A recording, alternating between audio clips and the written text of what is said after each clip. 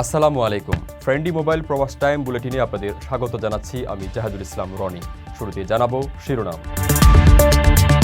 বিশ্বব্যাপী তৃতীয় সর্বোচ্চ ব্যয়বহুল মুদ্রা ওমানি রিয়াল, টাকার বিপরীতেও বেড়েছে দাম। ওমানের নতুন সিদ্ধান্ত, সুলতান কাবুস গ্র্যান্ড মসজিদের জন্য চালু হলো প্রবেশ ফি। মালয়েশিয়ায় একসঙ্গে 4 গাড়ির সংঘর্ষ, বাংলাদেশি সহ নিহত 3 জন। দাবানল নিয়ন্ত্রণের মরিয়া চেষ্টা যুক্তরাষ্ট্রের, আগুন নেভাতে কাজ করছে বিমান ও হেলিকপ্টার। শুরু হলো কুয়েতের ঐতিহ্যবাহী হোরেকা মেলা, চলবে আরও একদিন। দর্শক, দেখছিলেন শিরোনাম, এবারে পুরো খবর। ওমানের সেরা রেট দিচ্ছে বাংলাদেশি প্রতিষ্ঠান গালফ এক্সচেঞ্জ। প্রিয়জনকে টাকা পাঠাতে আজই আসুন আমাদের যে কোনো ব্রাঞ্চে অথবা কল করুন স্ক্রিনে দেয়া নাম্বারে। গালফ এক্সচেঞ্জ, বাংলাদেশিদের প্রিয় এক্সচেঞ্জ। বিশ্বব্যাপী তৃতীয় সর্বোচ্চ ব্যয়বহুল মুদ্রার অবস্থান ধরে রেখেছে স্বনামধন্য তেল ও গ্যাস রপ্তানিকারক দেশ ওমান। ওমানি রিয়ালের মূল্যমান $2.6। 1970-এর দশকে চালু করার পর থেকে এখনও পর্যন্ত সব রকম নির্ভরযোগ্যতা নিশ্চিত করে আন্তর্জাতিক লেনদেনে প্রভাব ও আভিজাত্য ধরে রেখেছে ওমানি রিয়াল। যদিও এর বিপরীতে বাংলাদেশি টাকার মান কমেছে। 2024 সালের মার্চেও এক ওমানি রিয়ালের বিনিময়ে বাংলাদেশি মুদ্রার দাম ছিল 283 টাকা। তবে বর্তমানে বাংলাদেশে ওমানি রিয়ালের হার চলছে 316.80 টাকা। 10 মাসের ব্যবধানে ওমানি রিয়ালের বিপরীতে টাকার দাম 33 টাকার মতো কমেছে। ফোর্বস ইন্ডিয়া সাম্প্রতিক এক প্রতিবেদন অনুযায়ী আগের মতোই বর্তমানে বিশ্বের সবচেয়ে দামি মুদ্রার গৌরব ধরে রেখেছে কুয়েতি দিনার। আমেরিকান মুদ্রা এর বিনিময় হার $3.24। বর্তমানে বাংলাদেশে এক কুয়েতি দিনারের দাম 400 টাকা 16 পয়সা। বিশ্বব্যাপী দ্বিতীয় শক্তিশালী মুদ্রা হিসেবে রয়েছে বাহরাইন দিনার। এর বিনিময় হার $2.65। পারস্য উপসাগরের এই দ্বীপরাষ্ট্রটিও তেল ও গ্যাস রপ্তানির উপর অনেকাংশে নির্ভর করে। এক বাহরাইন দিনারের বর্তমান বাংলাদেশি মূল্য 322.55 টাকা। বহু বছর ধরেই আন্তর্জাতিক বাণিজ্যে শক্তিশালী মুদ্রা হিসেবে নিজেদের অবস্থান ধরে রেখেছে এই 3 দেশ। যদিও তাদের এই অবস্থানের পেছনে তেল ও খনিজ সম্পদের অবদানই সবচেয়ে বেশি বলে বিবেচনা করা হয়। সাম্প্রতিক সময়ে বাংলাদেশ সহ বিভিন্ন দেশের মুদ্রার মান অবনমন হলেও মধ্যপ্রাচ্যের দেশগুলোর মুদ্রা নিজেদের শক্তিমত্তা ধরে রেখেছে। স্পোর্টসের সকল ধরনের কাস্টমাইজ আইটেম ও কোম্পানি ব্র্যান্ডিং যুক্ত পোশাক মিলছে এখন ওমানের বাংলাদেশি প্রতিষ্ঠান শারুতে। অর্ডার করতে যোগাযোগ করুন স্ক্রিনে দেওয়া নম্বরে।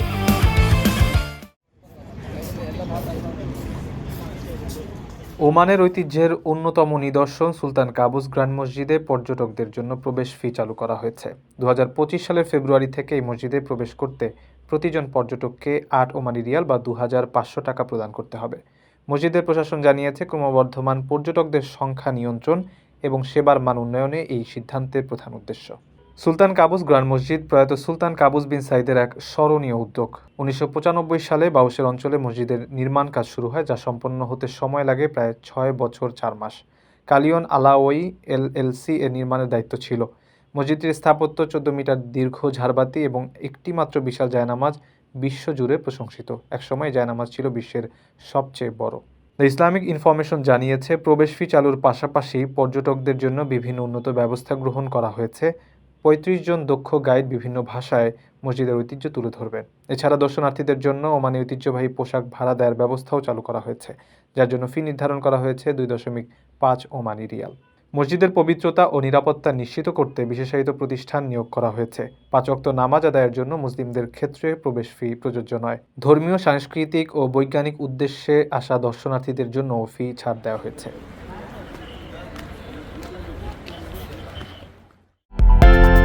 বিদেশ থেকে প্রিয়জনকে উপহার পাঠান প্রবাসী শপের মাধ্যমে। যোগাযোগ করুন স্ক্রিনে দেওয়া নম্বরে।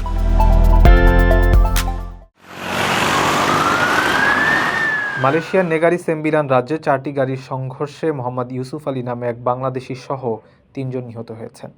গুরুতর আহত হয়েছেন আরও 6 জন। বুধবার ভোর 5:30টার দিকে এই দুর্ঘটনা ঘটে, বিষয়টি নিশ্চিত করেছেন রেমবাউ জেলার পুলিশ প্রধান। ঘটনাস্থলে নিহত 2 জন হলেন লরি চালক মোহাম্মদ এসাদ হারিন এবং চালকের পাশে থাকা বাংলাদেশি মোহাম্মদ ইউসুফ আলী। অপর একজন স্থানীয় নাগরিক টেরেন্স ইনিজি জি ইয়াং চিকিৎসাধীন অবস্থায় মারা যান, যিনি কুয়ালালামপুরের সানওয়ে কলেজের ছাত্র ছিলেন বলেই জানা গেছে। পুলিশের প্রাথমিক তদন্তে জানা যায়, চালক মোহাম্মদ এসাদ হারিন আয়ের কেরো থেকে সেনাওয়াংয়ের দিকে বাম লেনে গাড়ি চালাচ্ছিলেন। ঘটনাস্থলে পৌঁছে লরিটি নিয়ন্ত্রণ হারিয়ে রাস্তার ডান দিকের ধাতব বস্তুর সঙ্গে ধাক্কা লেগে বাম পাশে ছিটকে পড়ে। এ সময় পেছনে থাকা একটি হোন্ডা সিটি গাড়ির সঙ্গে সংঘর্ষের ফলে পেছনে থাকা BMW ও টয়োটা ভায়োস গাড়ির পরপর সংঘর্ষ হয়। পরে রেমবাউ হাসপাতালে নেওয়া হলে হোন্ডা সিটির যাত্রী মারা যান এবং গাড়িটির চালক ও এক নারী সহ আরও 2 যাত্রী গুরুতর আহত হন। হোন্ডা সিটির চালক এবং যাত্রীরা শিক্ষার্থী বলে ধারণা করা হচ্ছে। এই দুর্ঘটনায় BMW চালক 29 বছর বয়সী স্থানীয় নাগরিক এবং একজন গুরুতর আহত যাত্রীকে চিকিৎসার জন্য হাসপাতালে নিয়ে যাওয়া হয়েছে।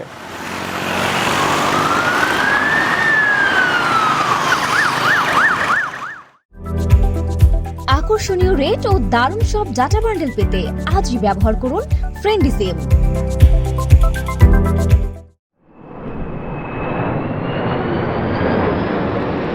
যুক্তরাষ্ট্রে যেন পাপের গজব নেমে এসেছে। দাবানল থামার যেন নাম নেই। লস অ্যাঞ্জেলেসের দুর্গম এলাকা বা জঙ্গলের আগুন নেভাতে এখন বড় অবলম্বন হয়ে উঠেছে বিমান ও হেলিকপ্টার। এক প্রতিবেদনে দেশটির সংবাদ মাধ্যম USA টুডে জানায়, চলমান দাবানল ঠেকাতে সর্বাধুনিক প্রযুক্তির বিমান ব্যবহার করছে যুক্তরাষ্ট্র। আগুন নেভাতে সবচেয়ে কার্যকর করা হয় CL-415 বিমানকে। প্রতিবার 6000 লিটারের বেশি পানি প্রায় নির্ভুলভাবে ছেটাতে সক্ষম আগুনের উপর। লস অ্যাঞ্জেলেসের দাবানল পরিস্থিতি নিয়ন্ত্রণে আনতে ব্যবহৃত হচ্ছে এই বিমান। দাবানল এলাকার উচ্চ তাপমাত্রা এবং তীব্র ধোঁয়ার মধ্যেই কাজ করতে সক্ষম এই বিমান। শুধু পানি নয়, ছেটানো হচ্ছে বিশেষ রাসায়নিক। গোলাপি রঙের এই রাসায়নিক আগুনকে নিয়ন্ত্রণে গুরুত্বপূর্ণ ভূমিকা রাখছে। শুধু বিমানই নয়, ঘন জঙ্গল এবং দুর্গম এলাকার আগুন নেভাতে ব্যবহৃত হচ্ছে এই বিশেষ হেলিকপ্টার। বিশেষভাবে তৈরি ঝুড়িতে জলাশয় থেকে পানি সংগ্রহের পর তা ছেটানো হচ্ছে আগুনের উপর। আন্তর্জাতিক বিভিন্ন গণমাধ্যম বলছে 60টির মতো বিমান ও হেলিকপ্টার ব্যবহৃত হচ্ছে লস অ্যাঞ্জেলেসের।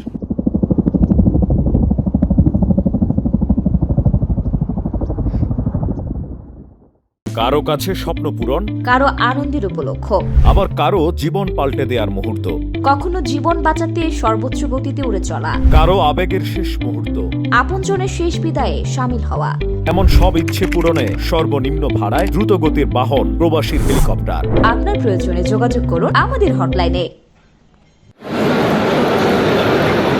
প্রতি বছরের মতো এবারও কুয়েতের মোসারেফে অনুষ্ঠিত হচ্ছে 13তম আন্তর্জাতিক হোরেকা মেলা 2025। 14 জানুয়ারি থেকে শুরু হওয়া 3 দিনব্যাপী মেলার এই আয়োজন শেষ হবে বৃহস্পতিবার। পর্যটন খাতের প্রচারণা ও প্রসার ঘটাতে কুয়েতে প্রতি বছর আয়োজন করা হয় আন্তর্জাতিক হোরেকা মেলার। বাংলাদেশের কিছু ব্র্যান্ডও মেলায় অংশ নিয়েছে বলে শোনা যাচ্ছে। হসপিটালিটি সার্ভিসেসের বিজনেস টু বিজনেসের ক্ষেত্রে কুয়েতের সর্ববৃহত্তম মেলা এটি। বিশেষ করে হোটেল, রেস্টুরেন্ট এবং ক্যাফে, এই 3 সেক্টরের সকল প্রকার ব্যবসা প্রতিষ্ঠান এই মেলায় মুখ্য ভূমিকা পালন করে। Sheraton, Meridien, Millennium, Crowne Plaza সহ কুয়েতের সকল 5 তারকা হোটেলগুলো এতে অংশ নেয়। 1994 সালে প্রথম লেবাননে এই মেলার আয়োজন করা হয়। পরবর্তীতে জর্ডান, সৌদি আরব ও কুয়েতেও জনপ্রিয় হয়ে ওঠে আয়োজন। মেলায় হসপিটালিটি সার্ভিসেসের পেশাদারিত্বের বিভিন্ন বিষয়ে প্রতিযোগিতা অনুষ্ঠিত হয়। প্রতিযোগিতায় অংশ নেয় ফুড এবং হোটেল সেক্টরে কর্মরতরা। বিজয়ীদের অবস্থারও বেশ পরিবর্তন হয়। এছাড়াও ক্যাটারিং, লন্ড্রি সরঞ্জাম, পরিষ্কার এবং রক্ষণাবেক্ষণ সহ খাদ্য সম্পর্কিত সেক্টরের নেতৃস্থানীয় কোম্পানিগুলো তাদের পণ্য ও প্রযুক্তি সহ পরিষেবা প্রদর্শন করাতে এই মেলায় অংশ নিয়ে থাকে। দর্শক দেখছিলেন ফ্রেন্ডলি মোবাইল প্রবাস টাইম বুলেটিন। শেষ করার আগে শিরোনামগুলো জানিয়ে দিচ্ছি আরও একবার। বিশ্বব্যাপী তৃতীয় সর্বোচ্চ ব্যয়বহুল মুদ্রা ওমানি রিয়াল, টাকার বিপরীতেও বেড়েছে দাম। ওমানের নতুন সিদ্ধান্ত, সুলতান কাবুস গ্র্যান্ড মসজিদের জন্য চালু হলো প্রবেশ ফি। মালয়েশিয়ায় একসঙ্গে 4 গাড়ির সংঘর্ষ, বাংলাদেশি সহ নিহত 3 জন। দাবানল নিয়ন্ত্রণের মরিয়া চেষ্টা যুক্তরাষ্ট্রের, আগুন নেভাতে কাজ করছে বিমান ও হেলিকপ্টার। শুরু হলো কুয়েতের ঐতিহ্যবাহী হোরেকা মেলা, চলবে আরও একদিন। এই ছিল ফ্রেন্ডলি মোবাইল প্রবাস টাইম বুলেটিনের আজকের আয়োজন। প্রবাসের সর্বশেষ সংবাদ পেতে ভিজিট করুন www.probastime.net। সাবস্ক্রাইব করুন আমাদের ইউটিউব চ্যানেল এবং চোখ রাখুন ফেসবুক পেজে। পরবর্তী বুলেটিন দেখার আমন্ত্রণ জানিয়ে আজকের মতো বিদায় নিচ্ছি আমি জাহাদুল ইসলাম রনি। সেই পর্যন্ত সবাই ভালো থাকবেন এবং নিরাপদে থাকবেন। আল্লাহ হাফেজ।